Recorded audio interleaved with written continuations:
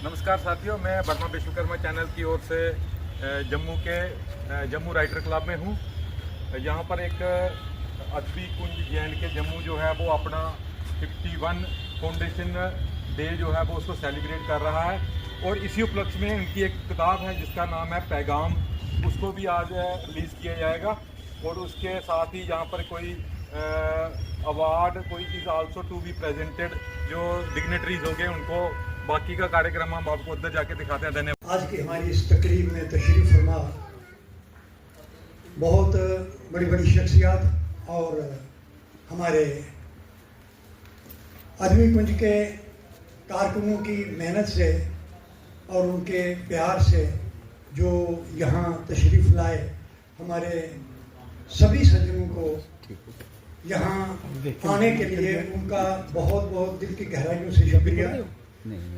मैं गुजारिश करूँगा सबसे पहले स्टेज पर तशरीफ़ लाने के लिए हमारे चेयरमैन साहब जनाब अशोक अंगुराना साहब को साथ करके आप यहाँ बढ़ाइए जी। अशोक अंगुराना साहब IAS ऑफिसर रहे हैं और रिटायरमेंट के बाद उन्होंने अदबी खिदमत से और ज़्यादा हसूलियाबियाँ हासिल की हैं। मैं उनका बहुत मशकूर हूँ कि आज उन्होंने हमारी इस दरख्वास्त को कबूल कर लिया और यहाँ तशरीफ़ फरमा हो गए। इसके बाद मैं गुजारिश करूँगा जनाब SSP साहब रेलवे तशरीफ़ लाए हैं, उनको जनाब चेयरमैन साहब यहाँ लाएं। शैलेंद्र सिंह साहब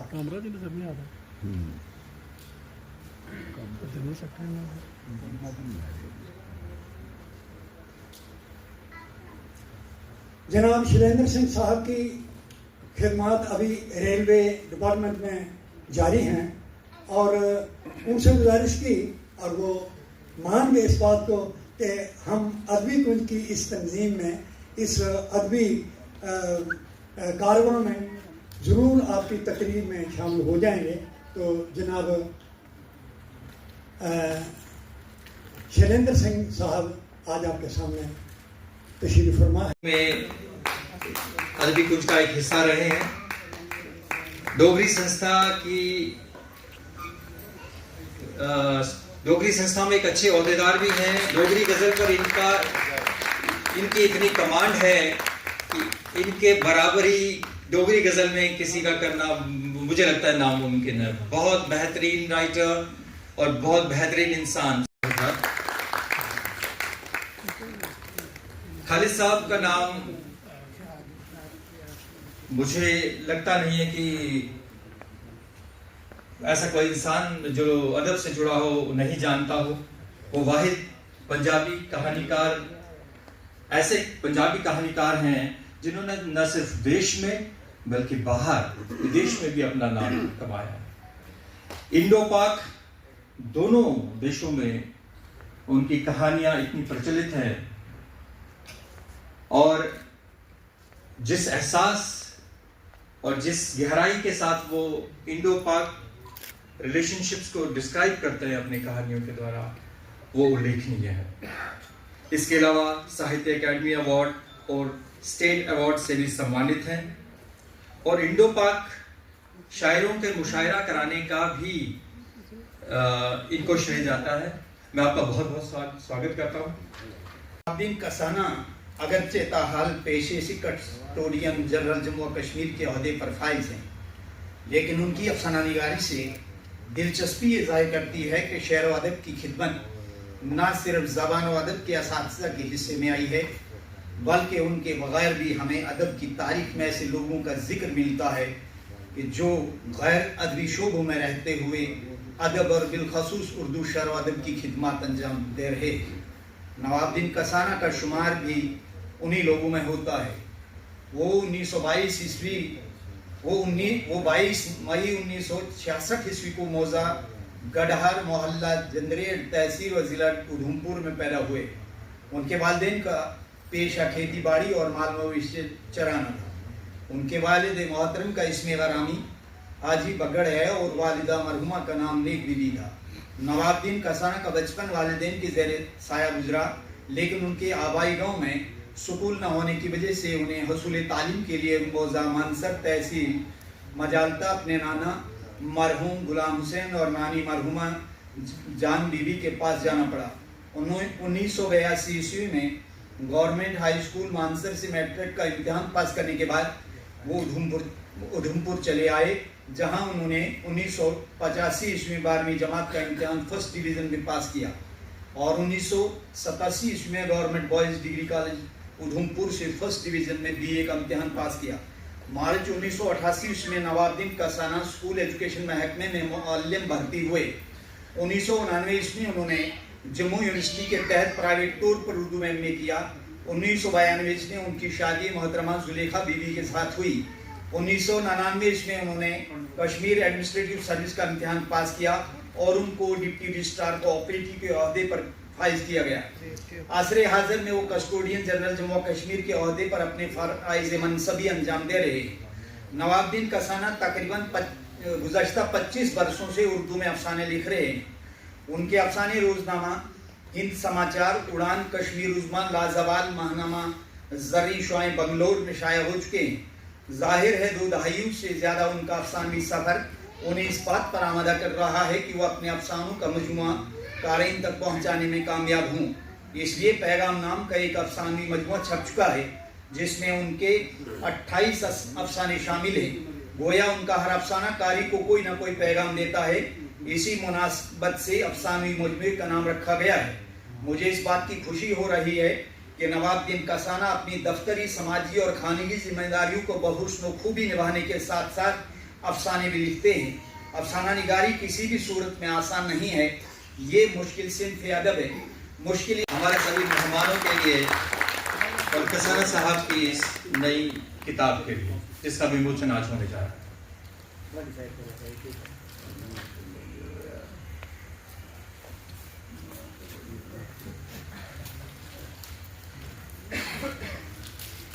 खड़े हो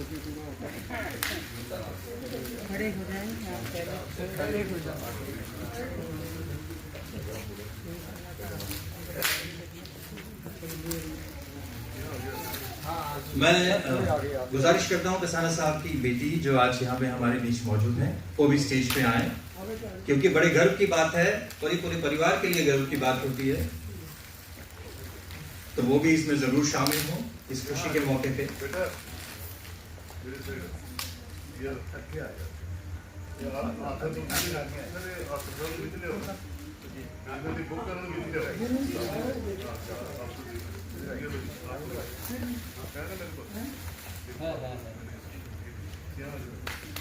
बहुत बहुत मुबारक, बहुत बहुत बधाई।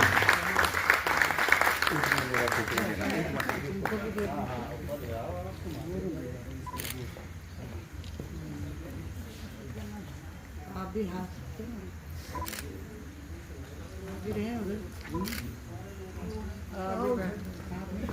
मैं दिल से शुक्रिया करता हूँ हमारे सभी मुअज़्ज़िज़ मेहमानों का कि उन्होंने इस साहब शैलेंद्र जी, आज इनकी किताब का विमोचन हुआ। कस्टोडियन जनरल जनाब कसाना साहब अदबी कुंज से जुड़े दिलमौरिया साहब, प्यासा अंजुम जी, बाकी उनके जो ऑफिस बियर यहाँ पे तशरीफ़ रखते हैं, हाल में बैठे हुए जाने माने साहित्यकार, साहित्य प्रेमी, आप सबको मेरा हार्दिक अभिनंदन। सबसे पहले मैं अदबी कुंज का तहे दिल से शुक्रिया अदा करना चाहता हूँ कि उन्होंने एक बहुत ही शानदार महफिल का एहतमाम किया, जिसमें हमें आने का मौका दिया और आपके रूबरू होकर आपसे मुखातिब होने का एक अच्छा मौका हमको मिला। इसके साथ मैं जनाब कसाना साहब को उनकी बहुत ही खूबसूरत कहानियों की किताब के विमोचन के ऊपर हार्दिक दिल की गहराइयों से मुबारकबाद देता हूँ। मैं समझता हूँ कि एक कार्यरत अधिकारी के लिए ऑफिस में होते हुए इतनी अच्छी रचना करना, एक कृति का निकालना, वो भी जो जिसमें ज़मीन की और अपने लोगों की सौंधी खुशबू हो, उस पर आधारित इतने खूबसूरत अफसाने जो है वो रचना कितना मुश्किल काम होता है। तो इन्होंने एक बड़ी हिम्मत दिखाई है कि अपने सर्विस में होते हुए एक इतनी शानदार अफसानों की जो किताब है, कहानियों की, उसको इन्होंने पब्लिश कराया। आपको बहुत बहुत धन्यवाद और आपको बहुत मुबारकबाद। इनकी किताब के ऊपर मुश्ताक वानी साहब ने एक बहुत ही खूबसूरत पेपर पढ़ा यहाँ पे, और जिसमें पूरी इनकी किताब की जो उस पर खुशबू थी और उसका जो सार था, इसेंस था, उसको समेटा पूरा। उसके साथ एक और हमने पेपर देखा, जनाब किश्तवाड़ी साहब ने भी एक बड़ा खूबसूरत पेपर पढ़ा, और हमें शाम तालिब साहब के किरदार से, उनकी कंट्रीब्यूशन से अवगत करवाया, वाकिफ़ करवाया। किश्तवाड़ी साहब का और वानी साहब का बहुत बहुत धन्यवाद और इनको बहुत बहुत मुबारकबाद। सोहेल काज़मी जी ने और शरिंदर जी ने और हमारे खालिद साहब और बेताब साहब ने अपने भाषण में तकरीबन जो कुछ कहना चाहिए था वो सब कह दिया। आज की इस महफ़िल के बारे में, अदबी कुंज के बारे में, शाम तालिब साहब के बारे में और इन जनरल अदब के बारे में।